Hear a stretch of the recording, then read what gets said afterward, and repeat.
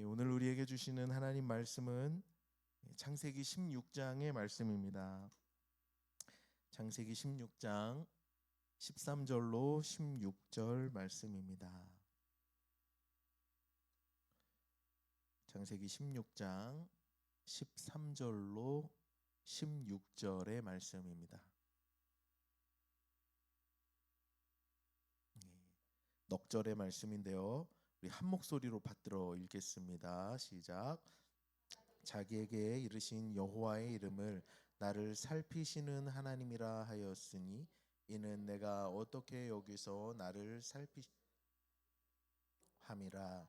이러므로 그 샘을 부엘라 헤로이라 불렀으며 그것은 가데스와 베렛 사이에 있더라. 하갈이 아브라함의 아들을 낳음에 아버지의 아들을 이름하여 이스마엘이라 하였더라. 하갈이 아브라함에게 이스마엘을 낳았을 때에 아브라함이 86세였더라. 아멘. 이는 하나님의 말씀입니다. 아멘. 우리 좌우에 계신 분과 이렇게 인사 한번 나누겠습니다. 잘 오셨습니다. 한 번 더 인사할 때는 하나님께서 당신에게 은혜 베푸시기를 원합니다. 아멘. 당신에게 은혜 베푸시기를 원합니다. 근데 오늘 다른 날보다는 조금 덜 오신 것 같은데 꽃놀이 가셨나요? 여러분, 사람은 오감이 있다 그러죠. 오감, 5가지 감각이요. 뭐 볼 수 있는 시각이 있고, 또 냄새를 맡을 수 있는 후각이 있고, 맛을 볼 수 있는 미각이 있고, 들을 수 있는 청각이 있고, 또 이렇게 손으로 만질 수 있는 촉각이 있는데요. 여러분, 이 5가지 감각 중에 가장 중요한 감각이라고 하면 단연 시각입니다. 시각. 한 조사에 따르면 인간은 60% 이상의 정보를 이 시각으로 캐치한대요. 그래서 다른 어떤 감각보다 이 보는 시각이 굉장히 중요한데요.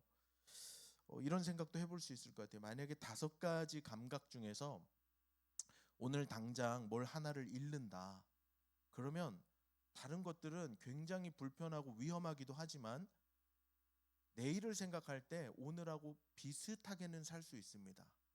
들리지 않는다면요, 굉장히 불편하죠. 위험하기도 합니다. 그러나 오늘하고 비슷하게 살 수 있어요. 촉각, 미각, 후각도 마찬가지예요. 그런데 보이지 않는다고 생각해 보세요. 당장 오늘부터 보이지 않는다? 그럼 우리의 삶은 180도로 달라집니다. 완전히 달라지죠. 당장 보이지 않는다면 집 밖으로 나가는 것이 불가능에 가깝습니다. 불가능에. 그리고 당장 우리가 매일같이 사용하는 스마트폰 절대 사용 못해요. 이거 보이지 않으면. 버스도 탈 수 없고요. 혼자 밥을 차려 먹기도 쉽지 않습니다. 모든 삶이 마비가 돼버려요. 그래서 인간에게 있어서 이 시각은 절대적인 감각이라고 합니다. 그런데 여러분, 영적인 시각도 마찬가지입니다.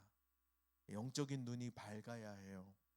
밝은 눈으로 하나님 볼 수 있어야 합니다. 마태복음 5장에 보니까 어떤 사람이 하나님을 볼 것이다 라고 말하셨냐면 마음이 청결한 자가 하나님을 본대요.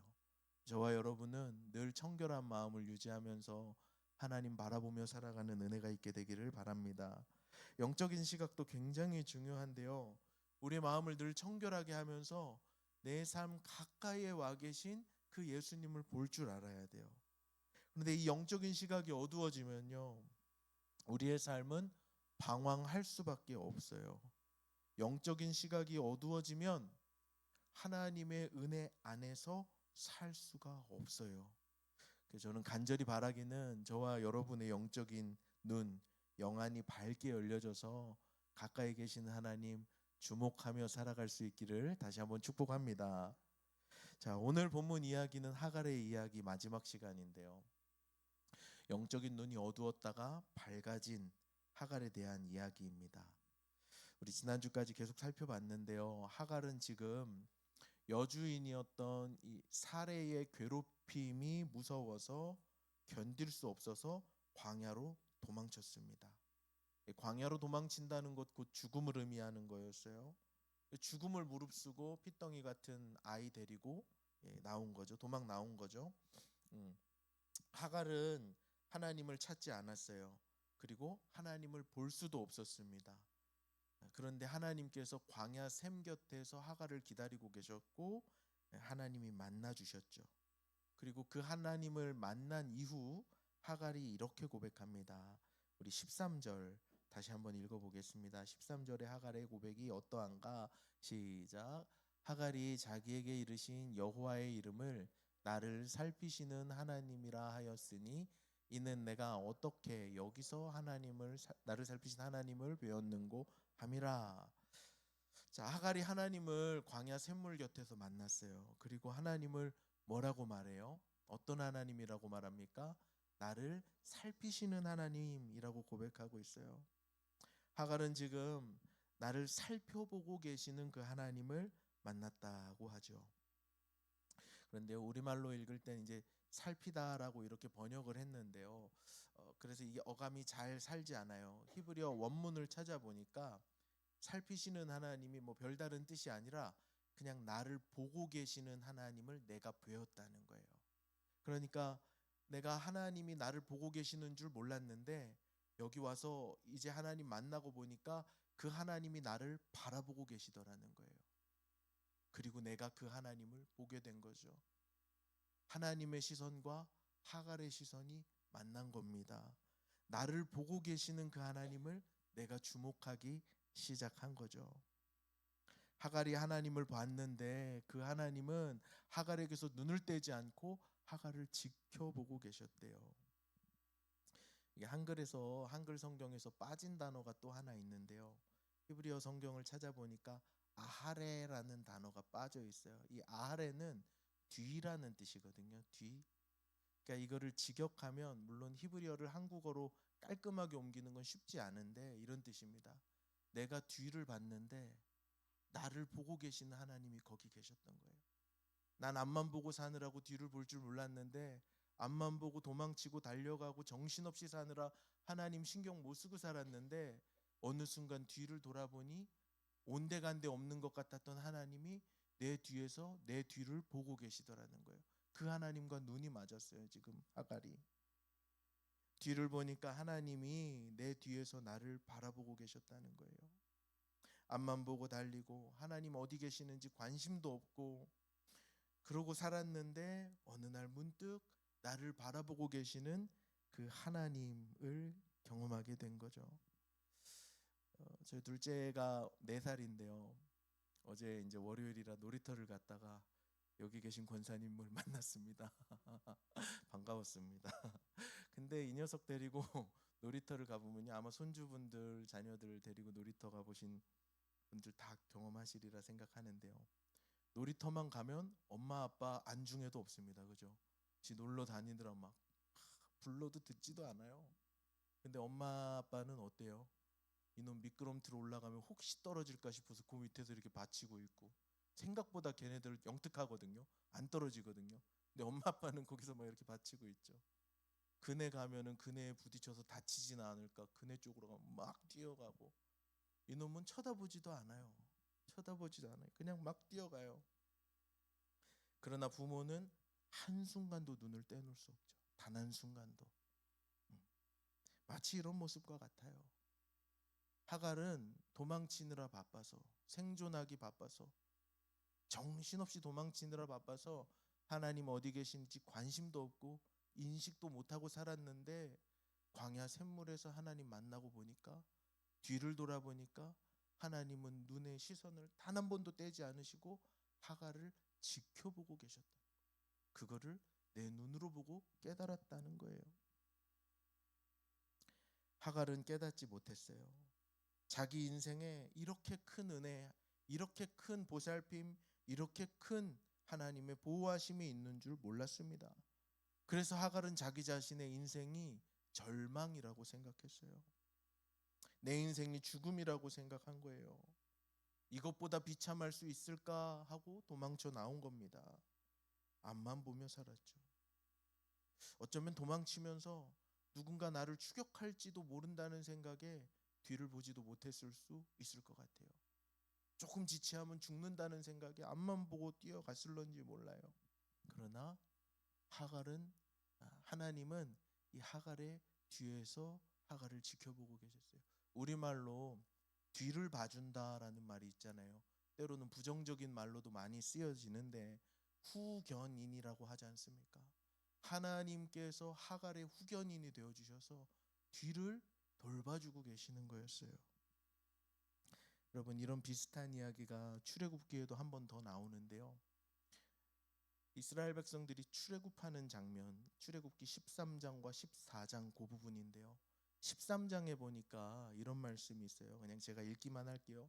낮에는 구름 기둥, 밤에는 불 기둥이 백성 앞에서 떠나지 않았다라는 말씀이 13장에 있습니다.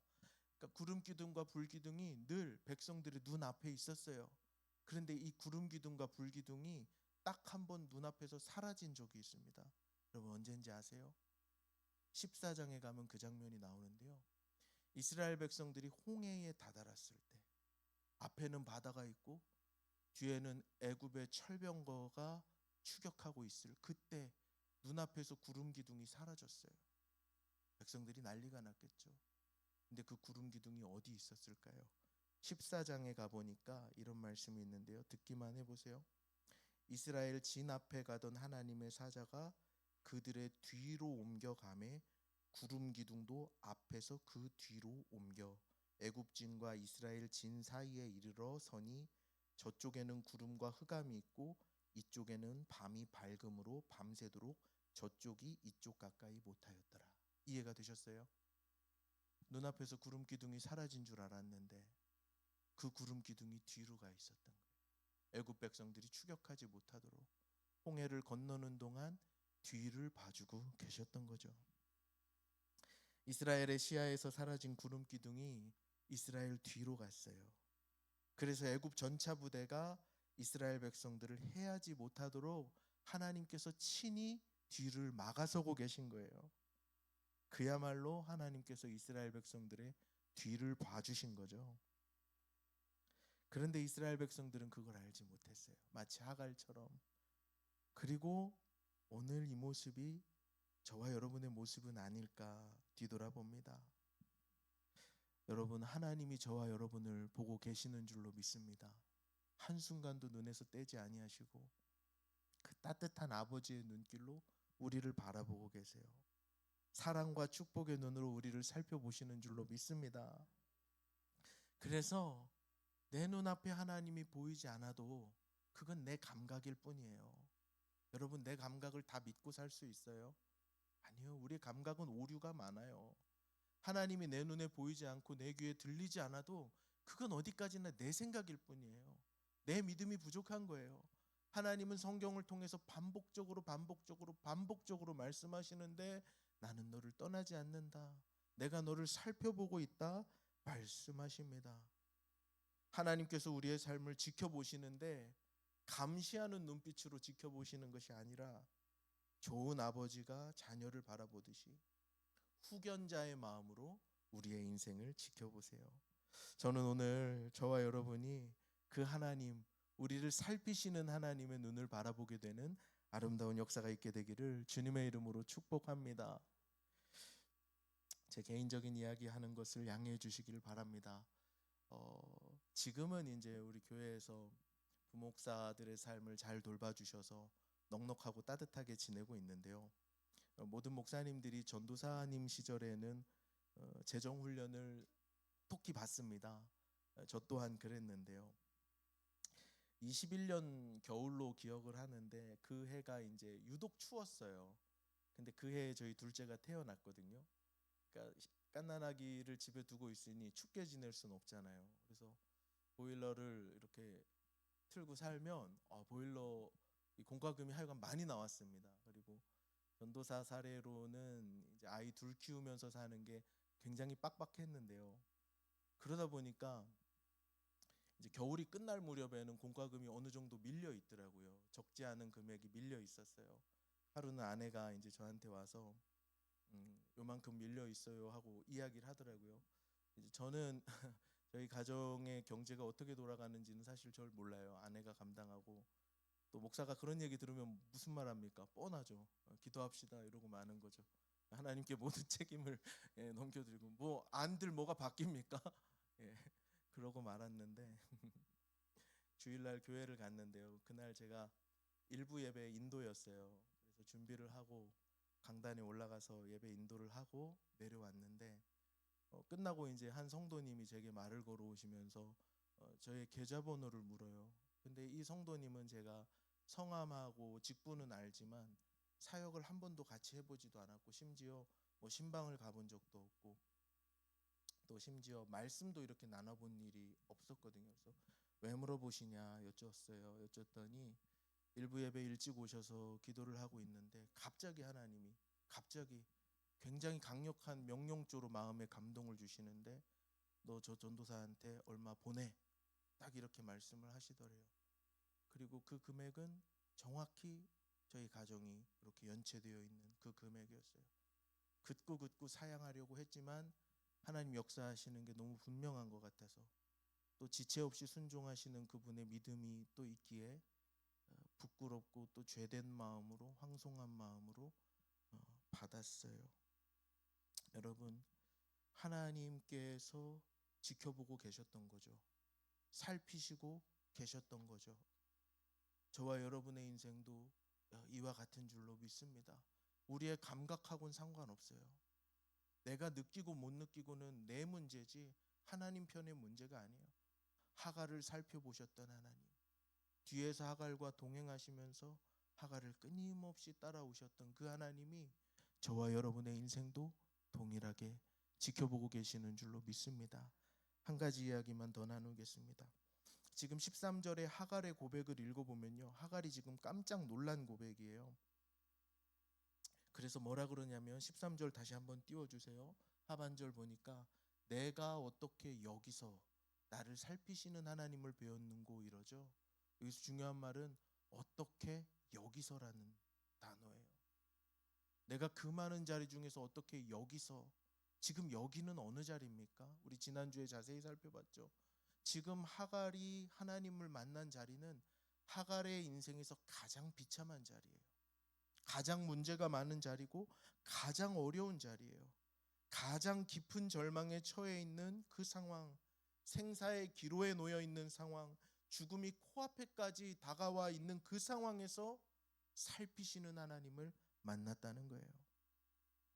전혀 기대하지 않았던 바로 그 순간에 하나님을 만날 수 없을 것 같았던, 기대하지도 못했던 바로 그 순간에 하나님께서 나타나셔서 하나님의 하나님 되심을 나타내시고 하나님이 지켜보고 있으시다는 것을, 하나님이 살피고 계시다는 것을 알려주신 것이죠. 하갈은 인생 가장 깊은 절망 속에서 하나님 만났습니다. 가장 위험한 위기 속에서 하나님 만났어요.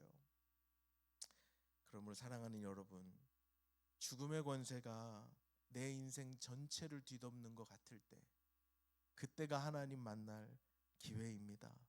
절망의 공포가 내 삶 전체를 삼켜버릴 때 바로 그때가 나를 살피시는 하나님을 만날 때예요. 삶의 문제와 수많은 시련 속에서 우리를 만나시고 다시금 일으켜 주실 그 하나님 바라보는 저와 여러분 될 수 있기를 바랍니다. 인생의 막장에서 하나님을 만나서 생명의 길로, 축복의 길로 나아가는 저와 여러분의 복된 인생 되실 수 있기를 우리 주님의 이름으로 축복합니다.